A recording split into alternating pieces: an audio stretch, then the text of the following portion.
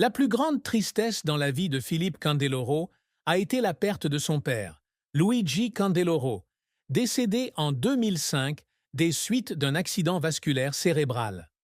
Luigi, un maçon d'origine italienne, n'était pas seulement le soutien spirituel de Philippe, mais aussi sa plus grande inspiration pour son parcours de patinage. Quand Philippe était jeune, Luigi faisait des heures supplémentaires pour payer des séances d'entraînement et du matériel coûteux, et était toujours présent aux compétitions pour l'encourager. Le décès soudain de son père, alors que Philippe était au sommet de sa carrière, a laissé un vide incommensurable. Il se souvient encore du moment où il a reçu la nouvelle de la mort de son père, alors qu'il se préparait pour un spectacle au Japon. Il était assis tranquillement dans sa chambre d'hôtel, regardant une photo de famille et laissant les larmes couler sur son visage, non seulement à cause de la perte de son père, mais parce qu'il avait l'impression de ne jamais avoir assez de temps pour le remercier pour tous les sacrifices. Dans une interview accordée à l'équipe en 2010, Philippe confiait « Mon père était mon héros. Le perdre a été la chose la plus douloureuse, et je me demande toujours s'il était suffisamment fier de moi. » Cette tristesse a été aggravée par les difficultés financières auxquelles sa famille a été confrontée après la mort de Luigi. Sa mère, Marie, avait du mal à joindre les deux bouts, et Philippe se sentait impuissant de ne pas pouvoir lui apporter plus de soutien alors qu'il investissait la majeure partie de ses revenus dans ses projets de patinage. Il y avait des nuits où il restait assis seul dans sa maison de Colombes, relisant les vieilles lettres de son père et pleurant, non pas par faiblesse, mais par désir de tenir à nouveau son père dans ses bras. Cette douleur, bien qu'il la garde secrète, devient pour lui la motivation de vivre sa vie au maximum, comme s'il devait réaliser le rêve de son père. Une autre tristesse est la pression de vivre sous les projecteurs. En tant qu'athlète célèbre, Philippe a souvent été critiqué pour son style de performance, en particulier lorsqu'il choisissait une musique et des costumes audacieux, comme sa performance inspirée de D'Artagnan aux Jeux olympiques de 1998. Certains critiques ont déclaré qu'il était trop tape à l'œil et qu'il manquait de sophistication par rapport aux autres athlètes. Ces mots, bien que pas entièrement vrais, le faisaient se remettre en question, et, dans ses moments privés, il pleurait parce qu'il avait le sentiment de ne pas être compris. Cette tristesse, bien que rarement reconnue publiquement, fait partie intégrante de son parcours d'athlète et d'artiste. La carrière de Philippe Candeloro est un voyage de plus de 3 décennies, d'un garçon apprenant à patiner dans sa patinoire locale à Colombes à l'un des patineurs artistiques les plus appréciés au monde. Avec 2 médailles de bronze olympiques, de nombreux titres internationaux et une brillante carrière d'artiste, il a laissé une marque durable dans l'histoire du patinage artistique, connu pour son style de performance unique et sa capacité à se connecter avec le public. Philippe a commencé à patiner à l'âge de 7 ans après que ses parents l'aient emmené à la patinoire locale pour l'essayer. Son talent est rapidement découvert et il intègre le club de patinage de Colombes, où il est entraîné par André Brunet. À 16 ans, il remporte le championnat de France junior, lui ouvrant ainsi les portes de la compétition internationale. En 1992, il fait sensation aux Jeux olympiques d'hiver d'Albertville, en France, en se classant 9e à l'âge de 20 ans. Sa performance, avec ses triples sauts techniques, fait la fierté de son public local.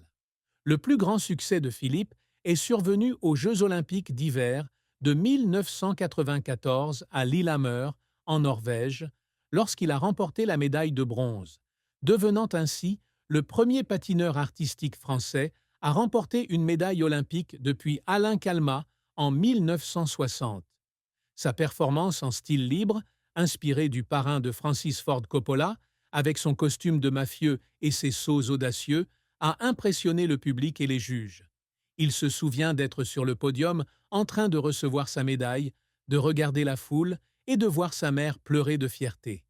4 ans plus tard, aux Jeux olympiques d'hiver de 1998 à Nagano, au Japon, il remporte une médaille de bronze avec sa performance de D'Artagnan, une routine énergique et humoristique qui met en valeur son style caractéristique.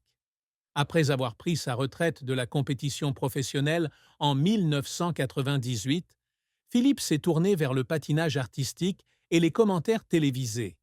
Il est apparu dans des émissions telles que Holiday on Ice et Champions on Ice, se produisant dans plus de 30 pays et attirant des millions de téléspectateurs. Il devient également commentateur pour France Télévisions, couvrant les événements de patinage artistique, notamment les Jeux olympiques et les championnats du monde. Son style de commentaire humoristique et perspicace l'a rendu aussi populaire qu'il l'était à l'époque où il jouait. Une étape mémorable a été lorsqu'il a co-animé l'Ice Show sur M6 en 2013, où il a guidé des artistes pour apprendre à patiner, démontrant ainsi sa capacité à inspirer et à diriger.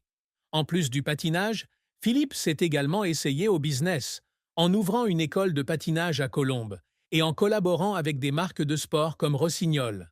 Il a également publié une autobiographie, L'enfant du patin, 2002, racontant l'histoire de son parcours de petit garçon pauvre à star internationale. Le livre a été bien accueilli, de nombreux lecteurs étant touchés par sa sincérité et son émotion.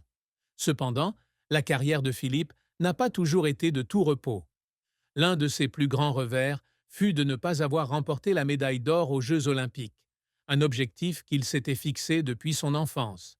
À Lillehammer 1994 et Nagano 1998, il est passé très près de remporter le premier prix, mais de petites erreurs dans les programmes courts l'ont maintenu au bronze.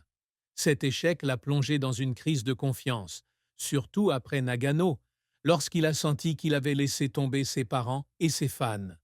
Une nuit, dans un hôtel au Japon, il était assis seul, regardant la vidéo de sa performance et pleurant, se demandant s'il aurait pu faire mieux. Un autre échec a eu lieu lorsqu'il a investi dans un projet commercial infructueux dans les années 2000. Il s'est associé à une entreprise pour ouvrir une chaîne de patinoires en France, mais en raison du manque d'expérience en gestion et du marché concurrentiel, le projet a rapidement échoué, lui faisant perdre une grosse somme d'argent. Certains articles le qualifiaient de athlète raté en affaires, ce qui portait atteinte à son estime de soi. Il se souvient d'être assis dans son bureau, de regarder des affaires ratées et de pleurer, avec le sentiment d'avoir pris trop de risques. Philippe a également fait face à une controverse concernant son style de performance. Certains critiques et responsables du patinage artistique ont affirmé que ses routines, comme celles de D'Artagnan ou de Lucky Luke, sont trop divertissantes et manquent du sérieux du patinage artistique traditionnel. Ces critiques le blessaient, et il y avait des moments où il voulait changer de style pour plaire aux juges. Cependant, le soutien du public l'a aidé à réaliser que l'unicité est sa valeur fondamentale. Les efforts de Philippe dans sa carrière sont souvent accompagnés de larmes, reflétant son dévouement et sa passion. À ses débuts, il devait s'entraîner 6 heures par jour, tombant souvent sur la glace et souffrant d'ecchymose. Il y avait des matins où il se réveillait avec le corps endolori, pleurant d'épuisement et craignant de ne jamais être assez bien. Mais à chaque fois, il se souvenait des paroles de son père. « Si tu tombes, relève-toi et continue. » Lors de la préparation des Jeux olympiques de 1994, Philippe a dû travailler 10 heures par jour, apprenant de nouveaux mouvements de danse et perfectionnant sa routine du parrain. Il y a eu des séances d'entraînement où il est tombé à plusieurs reprises et où il a été critiqué par l'entraîneur, il a laissé ses émotions déborder et a pleuré directement sur la glace. Après un entraînement particulièrement difficile, il s'est assis seul dans le vestiaire, regardant ses patins et laissant couler des larmes à cause de la pression et du désir de rendre ses parents fiers. Il a également pleuré lors de la préparation de sa première performance avec Holiday on Ice en 1999. En tant que nouvel athlète devenu professionnel, il craignait que le public ne l'accepte pas en dehors de son rôle compétitif. Il a passé des semaines à s'entraîner, à regarder des vidéos d'artistes sur scène pour apprendre de l'expérience. Une fois, alors qu'il devait s'entraîner avec une cheville douloureuse, il a pleuré parce qu'il avait peur de ne pas réussir.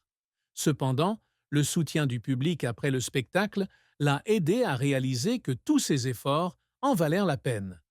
La fin la plus triste de la vie de Philippe Candeloro fut l'échec d'un projet télévisé auquel il avait consacré une grande partie de son énergie, Skate Stars, une émission de télé-réalité qui cherchait à trouver de jeunes talents du patinage en France.